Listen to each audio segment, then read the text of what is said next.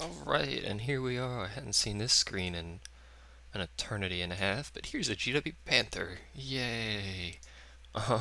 Just recently got it upgraded, so now it's basically an improved Hummel.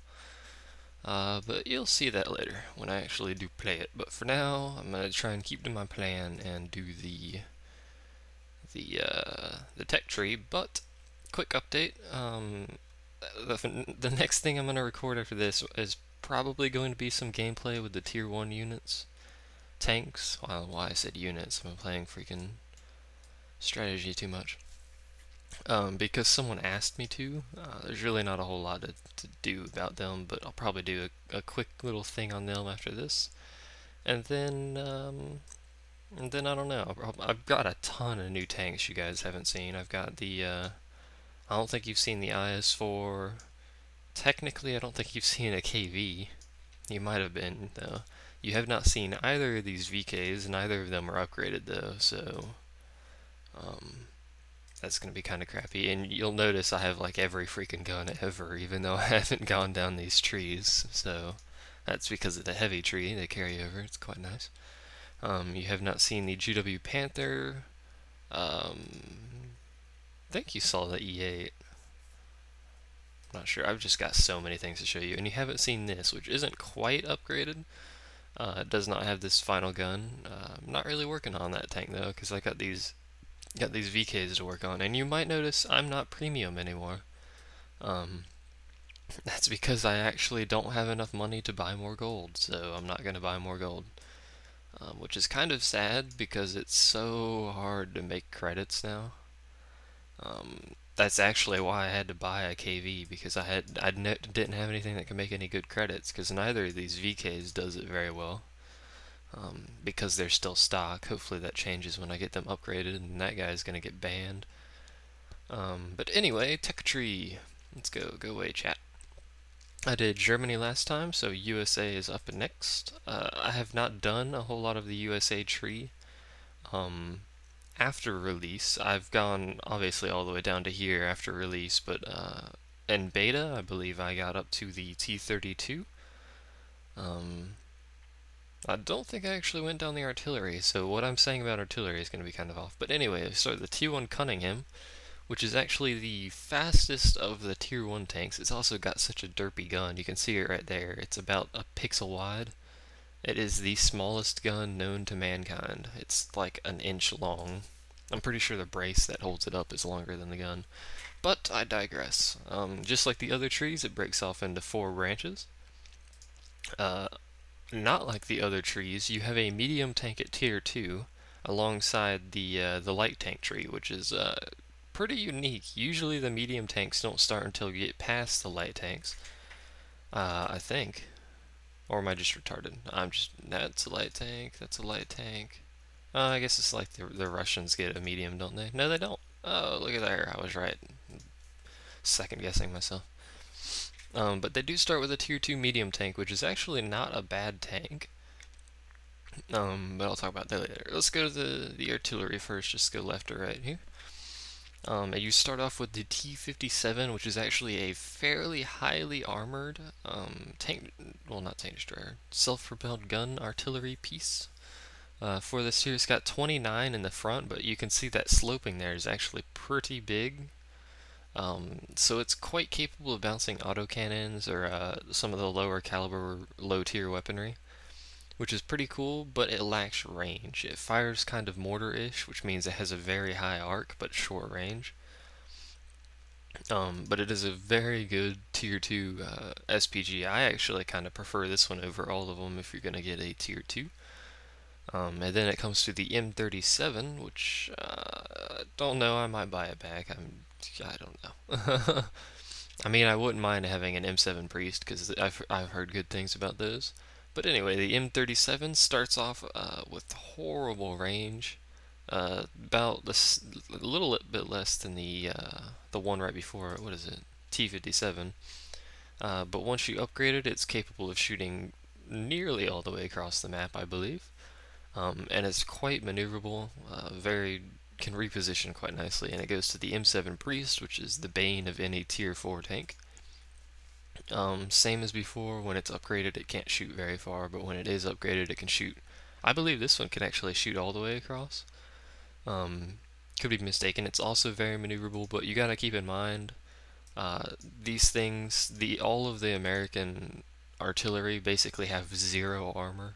So if anything shoots you, even like a Leopard shooting HE is going to pin the front of your tank. So you got to keep that in mind. But the thing to look at is this rate of fire. Where's it at? 7.41 rounds per minute on an artillery. Now let's go compare that to something else here. Like, let's compare it to a grill, why not? At 4 rounds per minute, so it's almost double the rate of fire of Germany, and it should be more than that on Russia here. Or not, I guess that one's got 7.5 rate of fire. Yeah, that one fires quick too, just Germany's little stuff.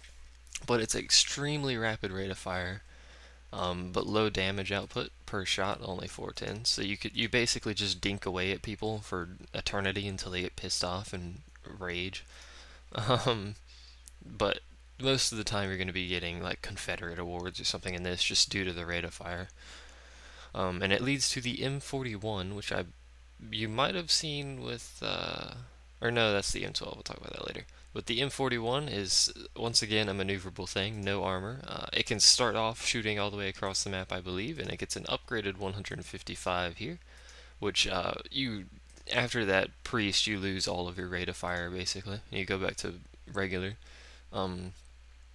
The accuracy on most of the American SPGs is actually pretty good. Why did that highlight? There we go. But they tend to have very long aiming time. But yeah, you can make up for it later in the tiers. And that goes down to the M12, which is basically just an improved M41, and then the M40, which is an improved M12. With a 203, which is actually highly damaged. It's basically the GW Tiger of this this branch. High damage, high splash, extremely low rate of fire, long aim time. And then that leads to the infamous T92, which is the most heavily damaging self-propelled gun you will see in the game. But it has to make up for that with horrible rate of fire at 1.47, so what is that? I don't even know how much reload that is, but it's a very long reload. Terrible accuracy, 0.54, and a very, very long aim time. But it makes up for that with, I think it's like a 12-meter splash radius, so you don't even have to hit anywhere near people to kill them. And it's a pretty cool, but again, no armor, 25, 12, 12, and this is at tier 8, so yeah, that's gonna screw you over. Whoops. So that's it for that. They change a lot. They go from rapid fire at the M7 Priest to a slower fire, higher damage output for those three. And then very slow, high damage output, high splash for the last 2 tiers. But anyway, let's jump to the medium heavy branch here, which is the T2 medium. It's a T2 mediums, it's just a tier 2, there's nothing too spectacular about it.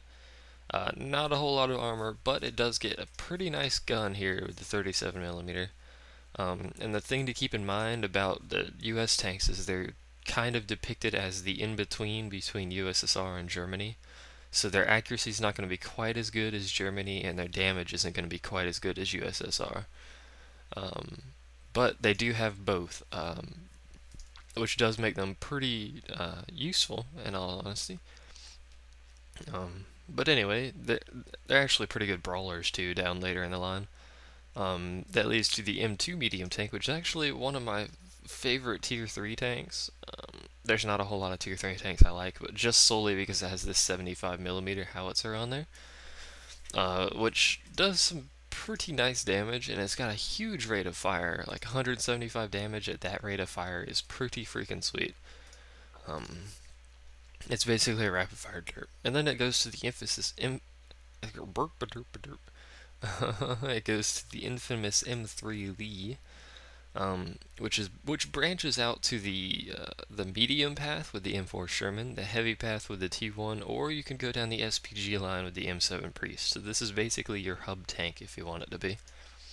Its gun upgrade really isn't a gun upgrade. I think it gets like a couple more penetration. Let's see here. Yeah, 2 more penetration, and that's it. I think maybe a bit more rate of fire, a bit more accuracy, but that's about it. That's really the only upgrade. It's gonna be basically the same maneuverability the whole time you use it. But it does branch out to 3 different tank lines, and we are going to go down the T1 Heavy line first. The T1 Heavy is good in matches where it's at the top, or close to the top. If it's like a Tier 6 max match, everything's below Tier 6, then that tank is going to be pretty useful. It's got decent armor, but there's a huge weak point in this front plate right here because that's basically vertical, and that's where everyone shoots. But they do have a high chance of hitting this lower plate, which is nicely sloped, or the turret, which is nicely armored. So you do have a good chance of bouncing lower tier weaponry. Anything higher, or like a KV or something, could give you some issue though. But that goes to the M6, which is basically the same thing, except it's brown. It gets a bit more hull armor, same turret armor, but it does get the 90mm gun, which is quite the improvement over the 76 that you start with here. You have some 40 more pin, 30 more pin, bunch more damage, more accurate, way lower rate of fire though, so you have to take that into account. But that leads to the best Tier 7 tank in the game at the moment. Tier 7 heavy tank anyway, which is the T29. And this is where the American heavies really get unique. They are highly dependent on going hull down, which means hiding your hull and only showing the turret to the enemy. It's not so important at the T29 because its hull armor really isn't that bad compared to the other Tier 7s. And you'll see here the turret armor is 279mm on the front. That is that giant plate of steel right there. That's actually technically the gun mantlet. It's showing in the stats. I'm not sure why. It doesn't do that for any other tank, but there you go. That's the armor in the front. They can pin this side right here, just so you know, if they shoot you from the front, or they can pin the commander's hatch there. With the T29, it gets a unique turret, which is this turret right here. The picture doesn't show, but it's basically this turret with little rangefinders on the sides here. And that can be a liability because people will and can penetrate those things. So that gives you a bigger weak spot on your turret. It still can't be pinned by low tier stuff though, so don't worry about it. And that leads to the T32, which if you look at the stats, they changed. It still has that big block in the front, but they're not showing it in the turret armor. The second turret is way better than the first one anyway. So, but it keeps the 105 that the T29 gets. Gets improved hull armor, nicely sloped. I've bounced some like 200 plus pin shots on there. Same or better turret, and it gets lower profile, more agile, more maneuverable. It is really quite the improvement over the T29. A lot of people like to stop at the T29 though. I'm not really sure why. If you're going to stop anywhere, stop at the T34 right now, but we'll get to that in a bit. But it's really quite a contender in the Tier 8 line. I still think the King Tiger is a bit better. But the T32 is probably a close second, or even tied for most people, and then the IS-3 is going to be way down in last place. But that leads to the T34, which is the absolute worst Tier 9 tank I have ever seen. If you can't tell from the picture, it's basically identical to a T29. And by basically, I mean literally. Like, let's get this up in here. Look at that. You can't tell me that's not the same tank right there. Because it is the same tank. Anyway, this tank starts off with a 105 for a lot of experience. I think it's, what is it? I believe you need the tracks. Yeah, you need the tracks, so it's... Ooh, good lord. 110,000 XP before you can get the 120. That's a lot of XP where your tank is basically useless, because you're going to be at Tier 9 with 198 pin. All the other Tier 9s start at Tier 9 with 225 pin, I believe, which is a huge improvement. Doesn't sound like it, but it is a huge improvement. But the thing with this tank and the T30, which I'll talk about in a second, is they are being replaced in this heavy line. For those of you who have a T34, you are actually going to get a free premium tank, which means I am entirely jealous of you. I really wish I had gone down that tree since the start of the game, because a free premium tank is a huge deal. This thing's going to be dropped down to tier 8 and turned into premium status. They said it's going to keep the 120, which is kind of OP at tier 8 at this point. I think they're going to nerf the rate of fire a lot, so it's going to be like the Russian tank rate of fire. And like I said before, the US tanks currently have a pretty nice rate of fire all around. Like you can compare this here. This is 6.55 rate of fire, and then you go over to the 130 and you get 4.44 on the IS-4, so not a whole lot of rate of fire there. But you do get to the T-30 after the T-34, which is currently the basically it's the tank destroyer for Clan Wars. Same hull armor, same turret armor as the freaking tier 7 tank, but it gets the 155mm gun that the T-95 gets, which means huge penetration, huge damage, decent rate of fire actually. So yeah, look at that pin, 276, 750 damage. It's basically a BL9 on a turret. But that tank is going to be moved to a separate tank destroyer tree over here next to the T-95. I believe branches down from, what is it, the M18 Hellcat and like a T-28 prototype or something like that. But that'll be moved over to tier 9 and nerfed health-wise, and probably some other stats will be nerfed, and replaced with a T-110, I believe, and the T-34 will be replaced with an, what is it, M110 or something like that? Something like that, I don't know. But those will be replaced. And on to let's do the light tank line real quick, because it's just 3 tanks here. Your M2 light standard tier 2 tank, whoops, not too spectacular. Oddly enough, it actually has better armor than the T2 medium tank. That's a little weird, but its gun, you can see here, 6 to 10 damage, 17 to 28. It uses rapid fire guns, and at tier 2, that's kind of iffy. But it does lead to the M3 Stuart, which is a decent little tank. It gets a 37mm gun here. Not rapid fire, but it does shoot pretty quickly. Decent pin, decent damage. Nothing spectacular for tier 3, and it does branch over to the T-82 tank destroyer here, which we'll talk about later. And the M5 Stuart, which is the tier 4 light tank for the US. It's going to get terrible matchmaking, but it does come with a 75mm howitzer. So it can actually derp high tier tanks for just a little bit of damage. It's really maneuverable, like 58 speed limit, and then the upgraded traverse is, what is it, 45. This thing can maneuver around everywhere. It's a very small tank, hard to hit when it's on the move. But it's tier 4, so you're going to get terrible matchmaking. And that's just the way of things. And then finally we have this medium line here, which is the M4 and the M7 down. The M7, as you might expect, is basically a heavy scout tank. It comes from the scout tank, so that would make sense.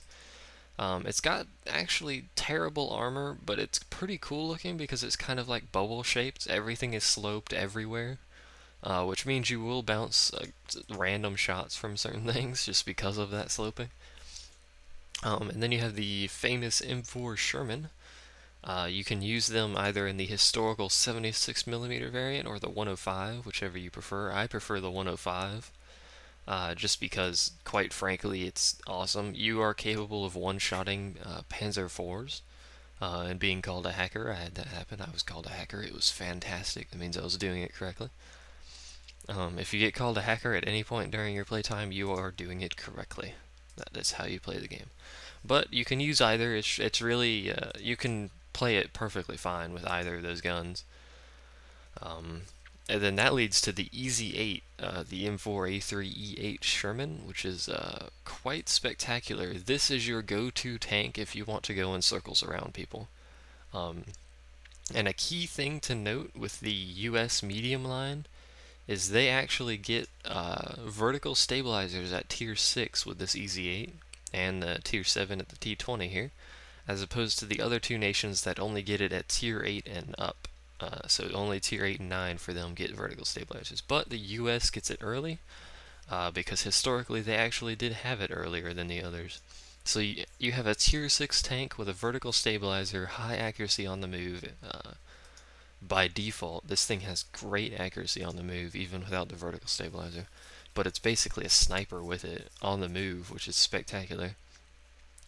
Nice maneuverability, 40 traverse, very nice speed. It's 45 speed limit, but it basically reaches that all the time. So you'll be going very, very tight circles around people at like 40 kilometers. It's quite spectacular. I do like the tank, actually. I just recently got it upgraded, and I haven't played it that much. And this tank leads to the M36 Slugger, or the M36 Jackson, whichever you prefer to call it. As far as Americans would go, it would be the M36 Jackson. Slugger, I believe, was the European name for it, the British name, I suppose, for it. Which makes sense that they would use it, because they are in London. Well, Wargaming's in London, the dev team isn't, but Wargaming is in London, so I imagine that would be why they used Slugger instead of Jackson. Sorry there, I'm adjust my seating position. But from there you get the T20, which is basically a slightly slower Easy 8 with a 90mm mounted onto it, which is pretty good. Sorry, I had to yawn there. Which is pretty good, and the phone is going off, so I'm going to quickly check that right quick. Be right back. Yay, phone calls. Yay. And then from the T20 you get the M26 Pershing, which is basically an improved T20. This is, as Doom likes to call it, the medium T32. It says 114, but you can see on the turret it has that plate at the front that the heavy tanks use. Which means it has very nice turret armor, and it's got a huge slope at the front, so quite frankly, even if you look at the stats, it's almost identical. 114, 76, 76, 114, 76, 76. And if you look at the turret, they're basically the same shape too. It's only this gun mantlet that changes. But it gets an upgraded 90mm, which is different from the anti-tank 90mm. It gets 20 more pin than the original 90. Same damage, I believe, bit more accuracy, bit more rate of fire. And that leads to the M46 Patton. I gotta stop yawning, my lord. This tank gets a variety of guns. It's quite a unique tech tree, because nothing really branches off of anything else. Except for this gun, which I don't even know why it's at this tier. But the Patton is basically just an improved Pershing. The turret armor is lower, but it still has this plate, so it's basically the same turret. Same hull armor. The thing that's different about them is the Patton, well, obviously the Patton gets a better gun here, but the Patton's a bit more maneuverable, and I believe it keeps its speed better in turns, so it's more capable of maneuvering around the battlefield or circling people. And it gets a 105mm gun, which is, I believe, the same as well, not the same as the heavy tree. It's an improved version of the heavy tank tree one. It has the same damage, a bit more accuracy, and a bit more penetration than the heavy tank one. And the thing about the Patton, the stats you can't see, is accuracy on the move. All of the American tanks have pretty sweet accuracy on the move, all the way down. The 90mm for the T20 is kind of iffy sometimes, but other than that, it's pretty sweet. So yeah, plus the vertical stabilizer makes it even better. And then we have the yawn, apparently. Why am I yawning so much? I don't even know. We have the tank destroyer tree, which is starting with the T18, which is a freaking bunker at tier 2 with 51mm of front armor. And it gets a howitzer, I'm pretty sure. Yeah, it gets the 2-pounder or the 75mm. The 2-pounder's obviously not quite as large in armament than the 75mm. Whoops. Fudge, I just screwed that up badly. There we go. You lose penetration with the 75, but you gain a huge amount of damage, and at tier 2 that damage is quite nice. But then you go from a bunker to a piece of tissue paper with a T-82 tank destroyer, which is 13,713 on hull armor at tier 3. which is spectacular. It's awesome. But you'll notice something. It gets a 105 millimeter at tier 3. This thing may be made of tissue paper, but its ability to output 410 damage average at tier 3 is freaking massive advantage over things. As long as you're not getting shot, you can just roll around and demolish things with your high speed and high maneuverability. It's pretty sweet. I like that tank. Then you get the T40, which is interesting. It's really not that special, other than its huge gun traverse. It's got like a 90-degree gun traverse. So yeah, it can aim pretty far. And then you have the M10 Wolverine and the M36 Slugger / Jackson, whatever you want to call it, which are unique. Unique? What the hell is unique? They're unique in the tank destroyer lines because they have turrets. These are the only two tank destroyers currently that have turrets. The M18 and the T30, whenever those come, will have turrets as well. But the thing with these turrets is they turn incredibly slowly. 19 traverse speed on that. Let's take the T32 here, which has 30 traverse speed. So you can easily get flanked. Like if you get tracked or something, you're still gonna get flanked by tanks. That was probably a balancing idea. And they're quite tissuey. Not a whole lot of armor either on the hull or the turret for the Wolverine. It gets the 76 millimeter M1A2, which the E8 gets. And then the Slugger here has actually, it's labeled with a whole bunch of armor on the hull, but that's only down here in this little sloped part here. This part is the same as the Wolverine, like 50 millimeters of armor. And the turret armor is actually quite good. I've bounced a couple things there, but due to the side armor, people can still shoot from the front, just like on the heavy tanks, and penetrate this side part that bulges out a little bit. And by the way, there's your ammo rack right there. You can literally see it, just so you know. Due to the open top nature of the turret, you can see it right there. I've seen shells hit that and bounce off, which makes no sense whatsoever. But anyway, this one's got the same slow turret traverse. But it gets the 90 millimeter that the T20 gets, so you can see you get guns basically a tier before usually, or just improved versions of that tier gun. And then you get the T25 AT, which gets a upgraded 90 millimeter with 170 pin, and it gets a 105 with 198 pin, 320 damage, same as the heavy line, except it has AT in the name, which means you need to research it again, whether you had it in the tree or not, it doesn't matter. But this is basically the Jagdpanther of the U.S. tank destroyer line. It's highly maneuverable. Actually has 8 millimeters more armor than the Jagdpanther, and it has this nice gun mantlet which bounces quite a few shells. But it has 198 pin, close enough to the Jagdpanther. Basically comparable damage.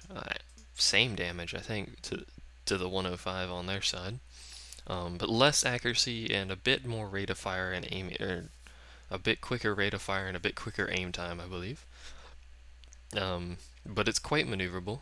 And a thing with it is this gun is slightly off center, so you can actually hide like half of your tank behind a building right there, and they'll be forced to basically shoot your gun mantlet, which has a pretty high chance of bouncing shots, so that's a good way to keep yourself alive if you're in a fight at distance. If they're close to you, you're basically screwed anyway. But you go from this very maneuverable T25 to the slowest piece of crap at this point. There's something slower, you just wait. The T28 with a max speed of 18 kilometers an hour. That is the absolute max. You cannot pass that. But it does get a 120 millimeter, 248 pin, 400 damage. It's basically the Ferdinand of this line. It says 254 hull armor, which it's 254 millimeters whenever the hell it feels like being 254. Otherwise, it's tissue paper. I've seen IS-7s bounce off of them, and then in the next second, I'll see like an unupgraded Tiger 1 penetrate it. I don't even know what's up with the armor on that thing. But it leads to the T95, which is even slower. The T28 is 18 kilometers, and this one is 13 kilometers an hour. That is slow. but it has the most armor in the entirety of the game at 305, 152, 51. Even the side armor is pretty nice because of the sloping it has. I've seen them bounce things off the side armor that have like 240 pin or something like that. But it's extremely slow, but it gets the 155, so if you're in front of it, it's going to hurt a lot. It seems to be vulnerable to HE sometimes, but then it can even bounce artillery shells off the front of that thing, which is fantastically awesome. The problem is you need tracks before you can do anything. So you're sitting here with a gun with 198 pin for 23,400 experience before this tank can do anything useful. So you can't pin crap, and crap can't pin you is basically the consensus of that tank. But it's extremely slow. It's meant to basically just double tap R and drive towards the enemy, to push back defensive points that the enemy have, stuff like that, or to hold a base from an assault force, anything like that. It's pretty good for those, as long as it doesn't have to do a whole lot of moving. It's fine as long as it doesn't do a whole lot of moving. But that is the USA tree for you. Just a quick overall here to finish it up. They have pretty good rate of fire, nice aim time, but their accuracy is in between, and their damage is usually in between. And they have quite a few unique tanks with the hold down heavy tanks and the extremely slow tank destroyers and the very tissue papery other things. But there's the USA tree for you guys, and I will see you all next time.